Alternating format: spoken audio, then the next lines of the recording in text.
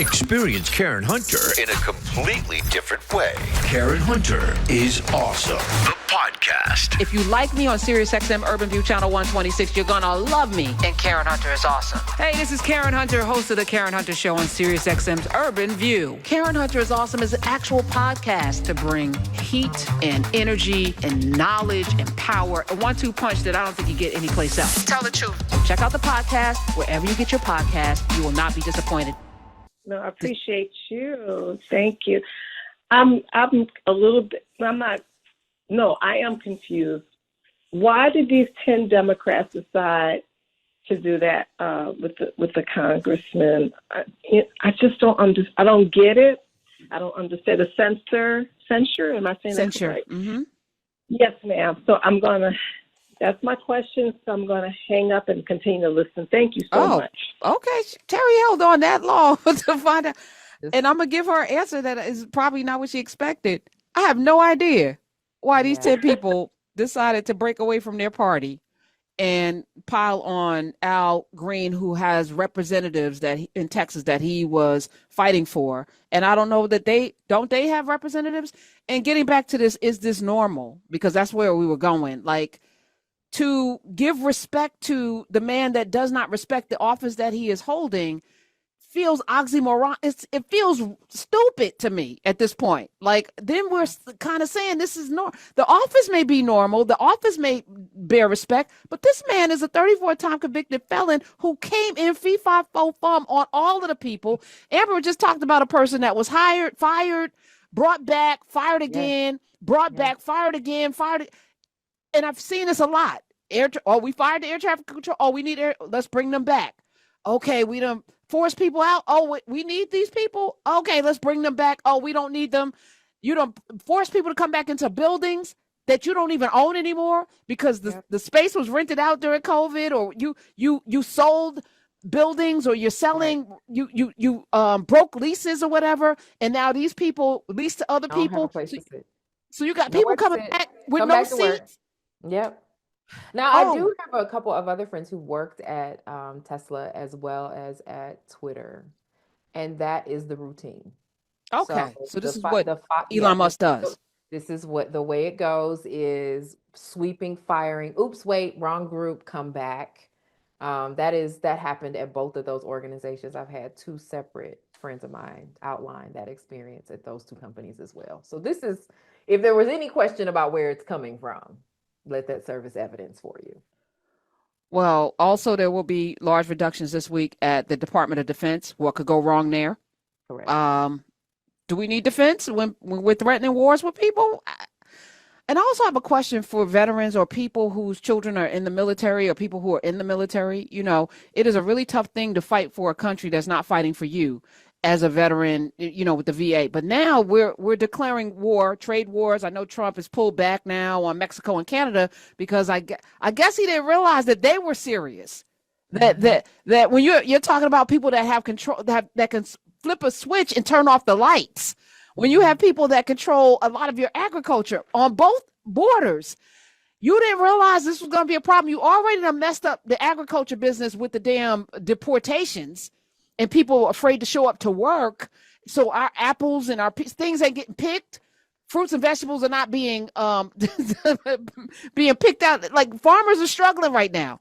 Yeah. So you've messed up the food chain. Now this Department of Defense, I'm just curious, like, how do you serve this country? How do you serve this country? So I asked a friend of mine who is in the Department of Defense. I will not say which branch or what he does, but I specifically asked when Hegseth was a nominee, when that was initially a discussion. And the response that he gave me, I just went in and searched it back up, was, regardless of his politics, his experience is not broad and deep enough to effectively manage, let alone lead such an organization. His appointment is dangerous, careless, and reckless, and it is a slap in the face to leaders who have devoted their careers to developing themselves as effective and transformative leaders in the profession of arms.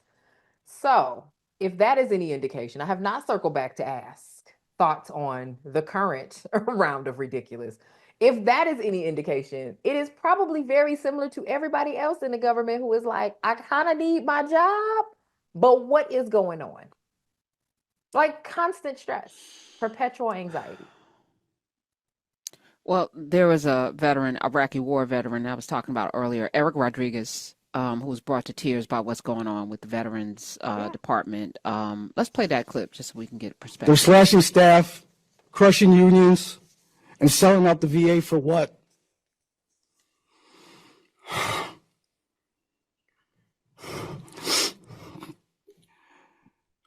So billionaires can make more money while veterans sit on wait list. Worse, they'll get no treatment. Our president was asleep while Musk was at the wheel. Do you know what happens to a service member when they fall asleep when they're on duty? Veterans don't trust him. He's not one of us. Yeah. You have somebody making cuts, somebody not from this country. You have a president that took 5 deferments for something called bone spurs. Would not serve this country when called. Would not serve this country. Now you're taking away benefits from people who serve this country. But we knew because he said, I like my heroes to not be captured. Or, he was clowning John McCain for being a war hero. Like, this is a man that defiled at Arlington Cemetery with the thumbs up and taking pictures, something that is not just inappropriate, it is wrong, but people sat home, 90 million. Disregard for people's lives being on the line. That's the thing. It's the disregard for people's lives. So I listen, I am of the belief that we are on our way. It's tightening. Okay. It is daily. It is tightening. And it is my hope that, those of us who are aware that it's tightening, we are letting people know that we see that it's tightening and we are doing what we can to prepare ourselves and one another. Get your fitness together, get your finances together, get your mental wellness together, get your home together, because it is tightening. And when it finally gets tight enough to split, okay, because everything, once you tighten it too much, it's going to be a crack or a splinter or a split or a strip or something. You want to be in the best position to protect yourself or defend yourself, whatever that may mean. Because this is, right now, we're just watching it tighten. We are just watching it tighten. It is getting worse and worse. And you are talking about literally the nation's largest employer. Nation's largest employer. You are removing people's jobs from the nation's largest employer. Of course, the jobs report is going to be terrible. Didn't you run on having the best employment history? Not anymore. Not anymore. So there's a lot happening here. And I am believing that at some point we will come to an awakening and realize it is actually happening to all of us except for a few. Yeah, the 1%. Layoffs hit an unbelievably high number, 245% surge in job losses in February. Correct. We haven't seen this since mid-2020 during the pandemic. Yes. The stock market, those of us, I'm in it, so you're also diminishing wealth of people's 401ks, of people's pensions, because the pensions are invested in the same stock market that I'm invested in, so you're watching people's wealth. Except the 1% now, it's bargain time to go scoop up. There's some play going on too. You depress the market so you can go in and buy up things at a bargain price. And then, they're playing a really dangerous game though. Now they're talking about Social Security. Right. And Medicare.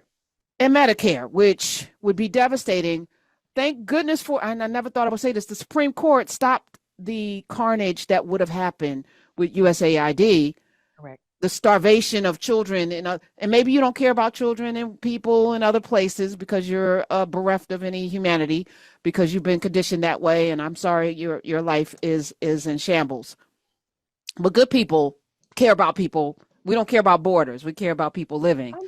I also tell people, good people break bad laws. So I mean, at the end of the day, we are inching toward when the laws are illegal, when the rules are unabidable. Pay attention. It's tight. Introducing a new podcast. Karen Hunter is awesome. If you like me on SiriusXM Urban View Channel 126, you're gonna love me. And Karen Hunter is awesome. Hey, this is Karen Hunter, host of the Karen Hunter Show on SiriusXM's Urban View. Karen Hunter is awesome is an actual podcast to bring heat and energy and knowledge and power. A 1-2 punch that I don't think you get anyplace else. Tell the truth. So check out the podcast wherever you get your podcast. You will not be disappointed. Karen Hunter is awesome. A new podcast from Karen Hunter.